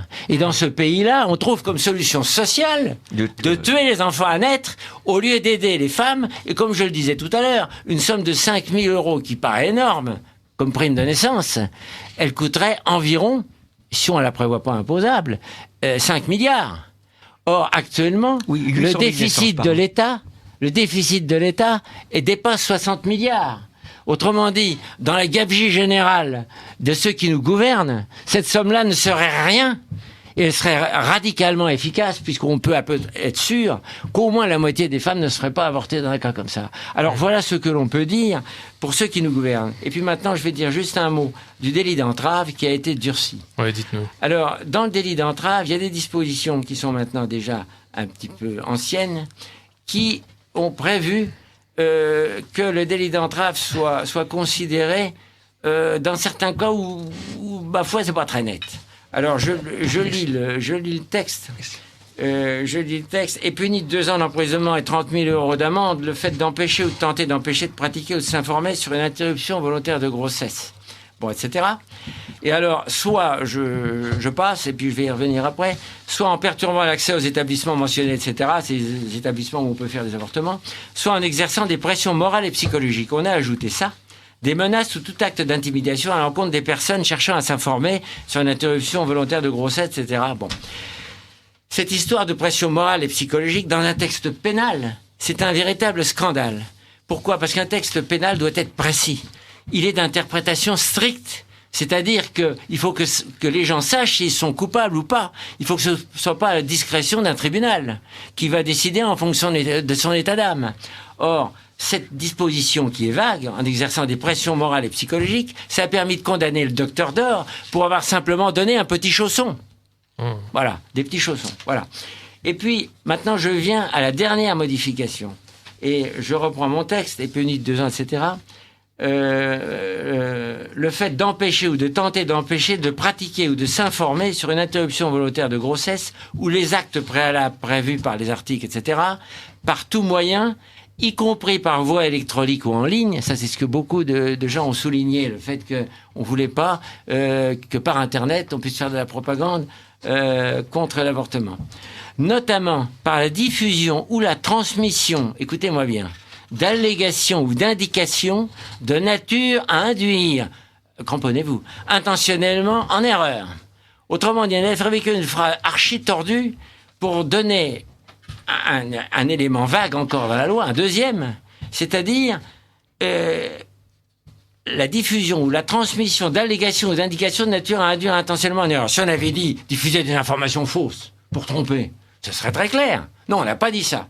De façon à ce qu'un tribunal là-dessus, surtout si les membres sont du syndicat de la magistrature, puisse interpréter ça en disant bon, alors il n'a pas dit de choses fausses, mais enfin ça tente plutôt à induire les gens intentionnellement en erreur, etc. Bon, vous voyez, dans un texte pénal, bon, c'est extrêmement grave ça. Bon, et alors j'ajoute dans un but dissuasif. Autrement dit, vous pouvez raconter tout ce que vous voulez en faveur de l'avortement et on s'en prive pas. On raconte les pires âneries. Mais dans un but dissuasif, oh là là, la loi intervient. Alors, le Conseil constitutionnel a été saisi. Cette loi a été votée, il y a eu une navette. Il y a eu un vote à l'Assemblée nationale, puis un vote au Sénat, et puis finalement il y a un texte final qui a été voté par l'Assemblée nationale, c'est celui que je lis, et qui doit donc, qui est le texte définitif. Mais il y a eu une saisine. En avez-vous entendu parler ? Une saisine du Conseil constitutionnel. Une double saisine. Non. Par 60 députés, d'une part, et c'était suffisant. Oui. Mais encore par 60 sénateurs, d'autre part, et c'était également suffisant. Les deux ont eu lieu, l'une le 20 février, l'autre le 21 février. Personne n'en parle. Ils sont peut-être pas fiers que les députés aient saisi le Conseil constitutionnel. Et le Conseil constitutionnel a 1 mois pour statuer. Or, vous voyez que la deuxième saisine est du 21 au plus tard. Il doit donc statuer le 21 mars. Nous sommes le 16 mars. Il doit donc statuer. Eh bien, je me suis renseigné ce matin pour vérifier. Eh bien, il n'a pas encore statué. Voilà. Il va falloir qu'il statue. Je ne sais pas ce qui va se passer, mais je signale ça. Autrement dit, vous pouvez remarquer que les médias sont aux ordres, parce qu'une affaire qui est quand même importante, une double saisine, une seule aurait suffi, une double saisine, comme ça, du Conseil constitutionnel pour dire halte là, ça tient pas debout, parce que le texte est de plus en plus vague, parce que il est orienté dans un seul sens, dans un but dissuasif, et dans l'autre sens, on peut raconter ce qu'on veut. Eh bien, cette double saisine, on va voir ce qu'il en sort, mais je le signale, parce que vous pouvez remarquer qu'on n'en parle pas du tout, ni à la télévision, ni même dans la presse. Oui. Et même, j'en suis surpris, dans la presse, presque complètement. Et la pénalité est très lourde. Dans la presse, La bonne presse. dans la presse qui est de notre bord. 30 000 euros et, Oui, 2 ans de prison. ça c'est pour le délit d'entrave. Mais ce que je veux dire, c'est qu'on a donc aggravé et rendu encore plus vague la définition d'un délit.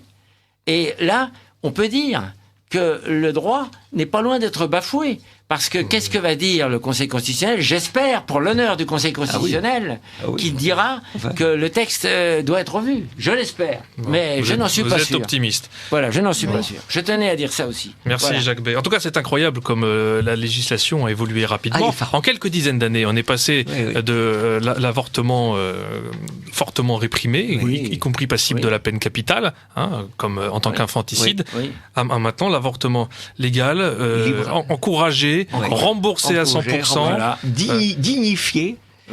sanctuarisé, droit fondamental, comme le disent certains, protégé, remboursé, et puis l'opposition à l'avortement, médicalisé, pour le coup, elle pénalisée.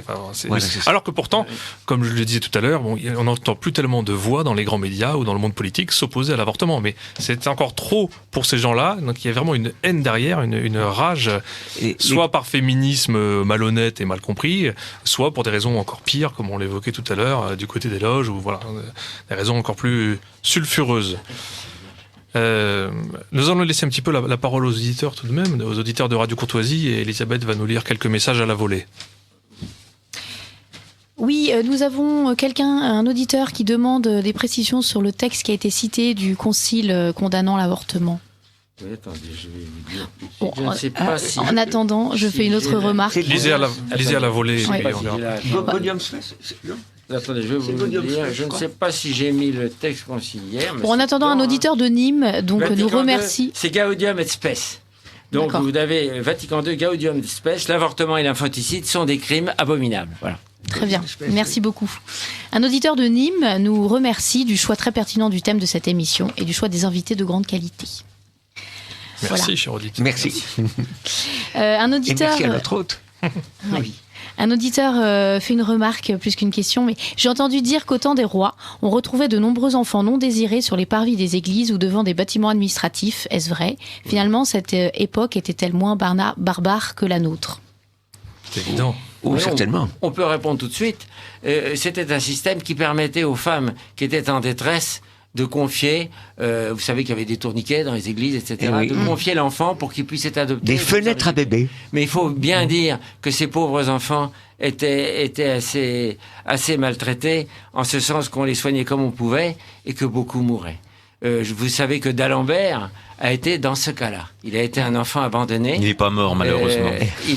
Oui, non, disons pas ça. Oui, mais il a été abandonné, et pourtant ses deux parents étaient connus. Et d'Alembert, c'est peut-être une des raisons parmi d'autres qui lui ont fait prendre des positions anti-religieuses, mais en tout cas, il a été sauvé. Ouais.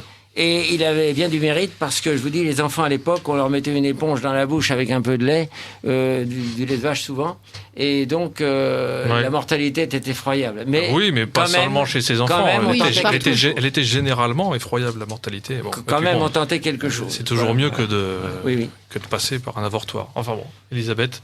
Oui, on a beaucoup parlé depuis le début de l'émission de l'aspect spirituel, mais une auditrice voudrait parler de l'aspect social. Pourquoi ne propose-t-on pas aux femmes qui comptent avorter de mener à bien leur grossesse et de confier leurs enfants à l'adoption? En effet, de nombreuses personnes souhaitent adopter en France et doivent aller au bout du monde pour le faire. Alors nous allons en parler justement. Oui. Il y avait d'autres Pour messages. faire l'avortement à distance. Il y avait d'autres messages. Oui, un dernier message. Un auditeur qui est étudiant en droit. J'ai été choquée et je me permets de revenir sur ce qui a été dit au début d'émission. En droit, on ne parle pas d'être humain ou de fœtus, mais de la chose. Non, en droit, on parle d'être humain. Ce sont les articles...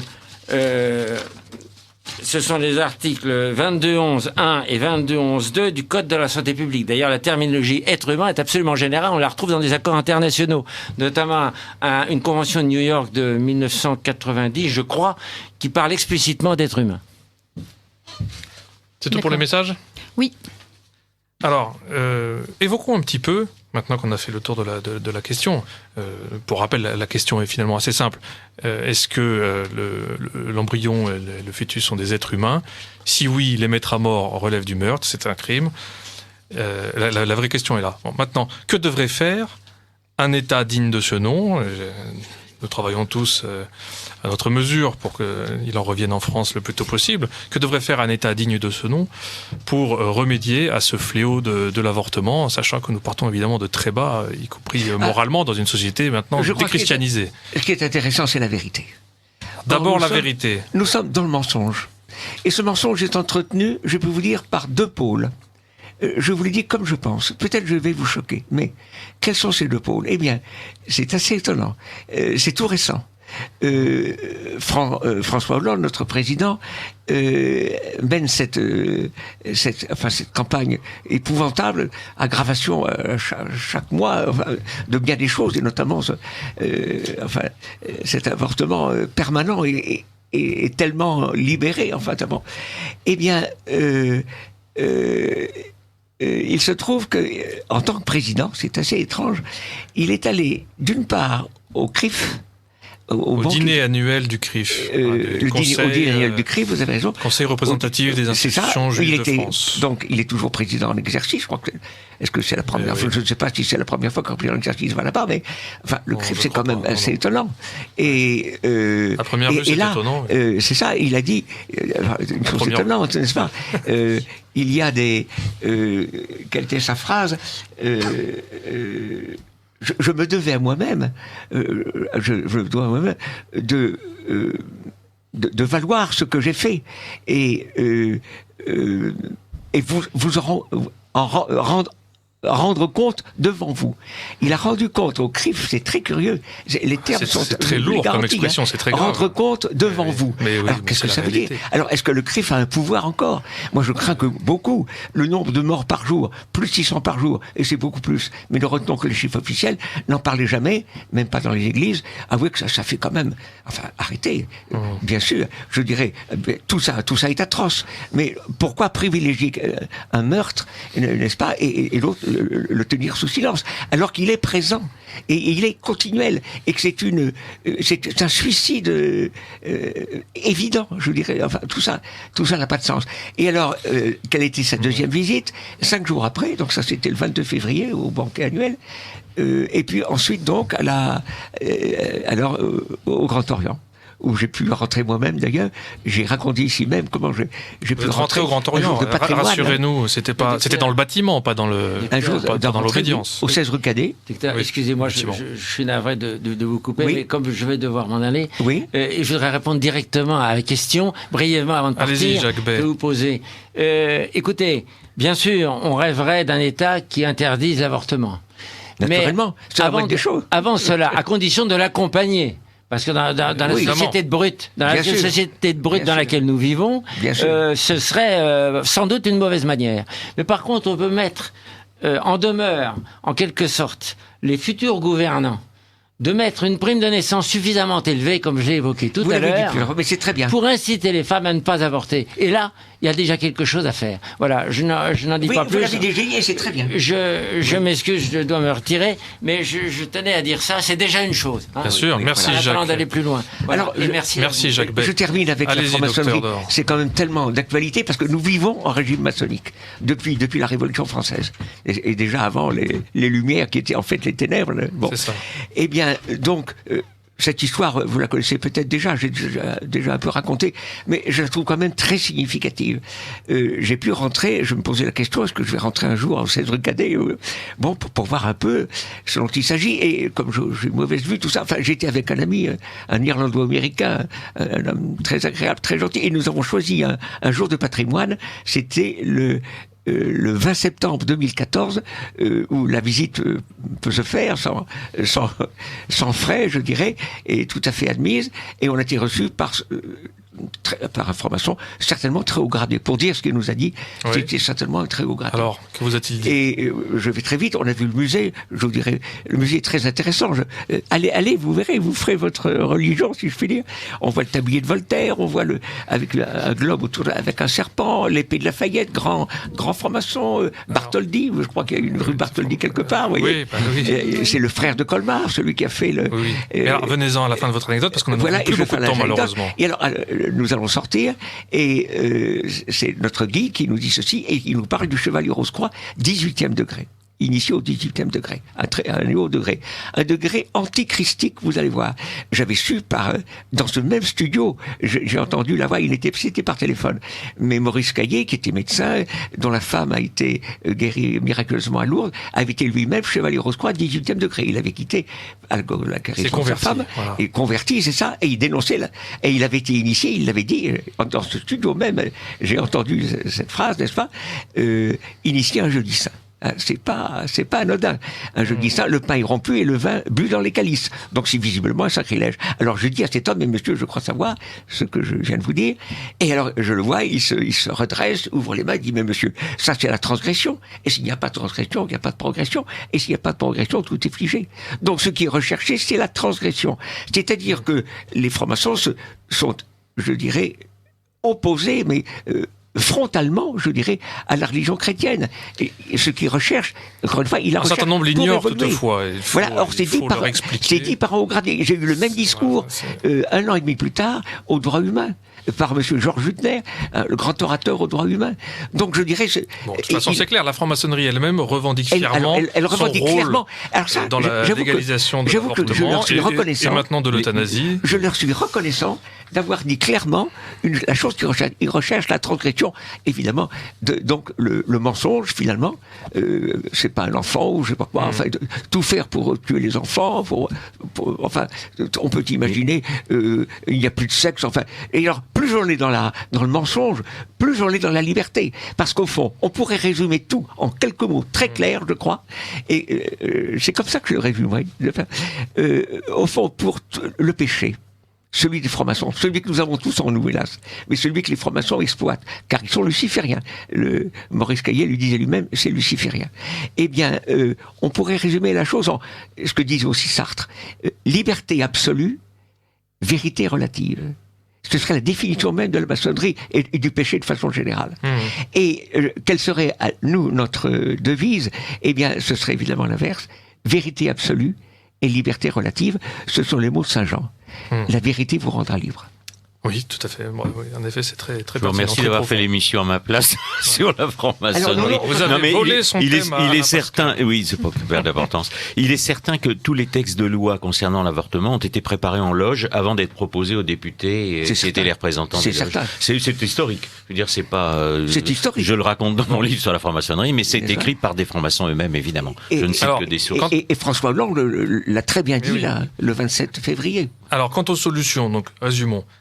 On ne détruit bien que ce que l'on remplace. Alors, un État qui voudrait mettre un terme au fléau de l'avortement, bon, outre le fait évidemment de le repénaliser, mettre en avant la vérité évidemment, d'abord la vérité. Soutenir matériellement et moralement les femmes, surtout celles qui ont le plus besoin d'être soutenues, qui sont seules, etc., qui sont dans des difficultés matérielles ou morales, enfin bref, un soutien matériel concret, ce qui est d'ailleurs un investissement pour l'avenir du point de vue de l'État, plutôt que de faire venir de l'immigration pour compenser cette Juste absence. Un mot quand même, c'est que la décision des ordres migratoires viennent également des mêmes origines. Évidemment. C'est lié. C'est pas pour rien au début si on a supprimé 200 000 Français par an pour faire venir des populations étrangères.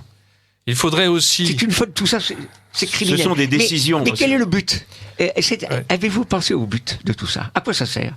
Finalement, pourquoi cet envahissement extérieur? Pourquoi tuer nos enfants? Mais quel est le but final? Eh bien, je pense ceci. C'est que l'avortement n'est qu'un moyen. Mais un moyen, je dirais, terrible, horrible. C'est la pointe de la flèche, peut-être la plus aiguisée. Hein, c'est exactement le serpent qui va voir Ève, et il se trompe pas. Hein, c'est pas Adam, c'est Ève. Et pour quelle raison? Eh bien, je pense que c'est ceci. Je pense que le mensonge brouille les cartes. Le péché originel, c'est le mensonge. Oui. Donc il n'y a plus de vérité. Et alors, quelle est la plus haute? Parce que voilà ce qui se passe. Je vais le plus vite possible. Non, je vais le plus vite possible. Je parle des francs-maçons. Les francs-maçons se dressent contre Dieu, n'est-ce pas? Ils se dressent contre Dieu, mais Dieu est intouchable, je dirais. Il n'a pas de commencement, il n'a pas de fin. Bon, c'est l'alpha et l'oméga. Bon, par contre, la création, elle, on peut l'abîmer, n'est-ce pas? Et l'abîmer en quoi? Eh bien, en ce que la connaissons, en tout cas, sur notre planète, la conscience de l'homme, qui est plus haute que celle... La vie a une conscience, toute vie, mais très petite, mais la nôtre est réfléchie. Donc, capable de transcendance, capable de connaître Dieu, de l'aimer et de le servir. Donc c'est en quoi nous sommes faits à l'image de Dieu. Le crapaud, qui est très beau, qui est de Dieu aussi, le poulpe, tout ça, il n'a pas cette réflexion, il n'est pas vraiment fait à l'image de Dieu. Nous, oui. Même que nous soyons faibles et pécheurs, tout ça. Voilà. Eh bien, c'est cette conscience qui doit disparaître. C'est cette image de Dieu qui doit disparaître. C'est diabolique. Voilà. C'est-à-dire le diable veut dissoudre notre conscience. Le péché, c'est ça. Vous vous écartez de Dieu, donc il n'y a plus de vérité.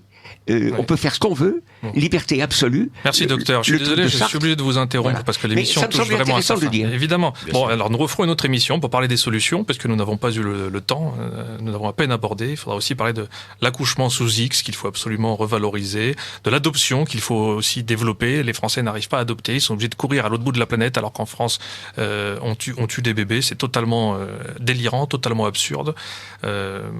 Accouchement sous X, adoption, recueillir les bébés, si possible par des familles et sinon par l'État, puisqu'en effet il n'y a plus tellement d'institutions religieuses comme jadis aptes à recueillir les enfants. Et puis je voulais quand même terminer sur une note optimiste et une note d'espérance, notamment pour les auditrices qui peut-être auraient eu recours à l'avortement, leur rappeler que nous avons quand même le bonheur d'avoir une religion, particulièrement en France, qui s'est fondée sur cette religion, donc fondée par le Christ, et de vérité, qui nous offre la possibilité de nous repentir et de nous réconcilier avec Dieu. Tant que nous sommes vivants, il faut en profiter. Il n'y a pas de péché ou de crime, même le plus grave, qui ne puisse être pardonné par Dieu, puisqu'il est tout-puissant. Même Judas aurait pu être pardonné s'il l'avait voulu. Donc, si vous êtes tourmenté, allez voir un bon prêtre. Voilà. Vous pouvez retrouver sur mon site personnel thibautdechassé.com les détails de cette émission, les invités, les références, ainsi que les petites annonces. Voilà. Merci et à très bientôt. Merci à tous.